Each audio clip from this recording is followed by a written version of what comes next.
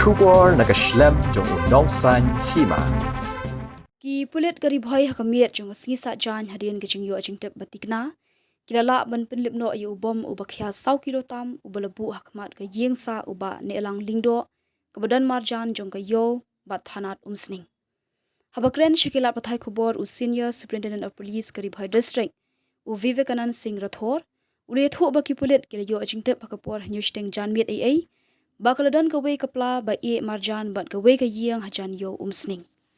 Ule thu batang mare yo ajing tep ka kenhuan ki K9 bat bomb disposal squad na Shillong kilawan hiar shigde ga jaka ban penlong hi jing tokit bat hadien gajing buat renti ikilat jingada kat kum ki rukam trikam bakerpang ni ki special operating procedure lalap yu bomb improvised explosive device IED ublashna lingba ki gelatin sticks ringkat ki jing pen bethei electric ni ki electric detonators utei u he pulit ulet huru bayutei u bomb lala ban pilip no bat la kurup no ikiti kitiar pen bethei bat ka jing toket halor gani ka jing ja kadang ya Hakhmat haba persyang wat jing tepat hatu ki pulit kila yo kem ne em ki badon kiti utei u he pulit ula jubab ompat yo kem satya ki badon kiti hendrei ki bor pulit kila yo ksai bat shen kin sayo ban kem no ki badon kiti halor gani ka kam.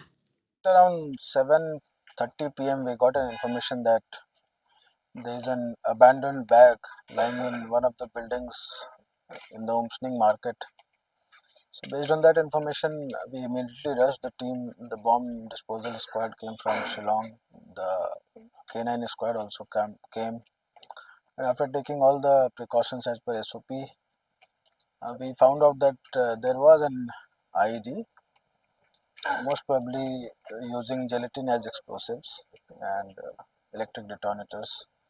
So it was diffused successfully by our BDDS team, and we have seized all the materials, and investigation is going on. We have a suspect. We are trying to arrest him as quickly as possible.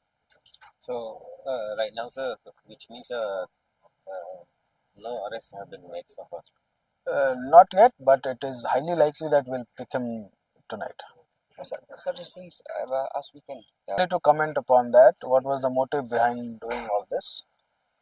But we have a suspect. We are trying to pick him up. It can happen anytime soon. So we are on it.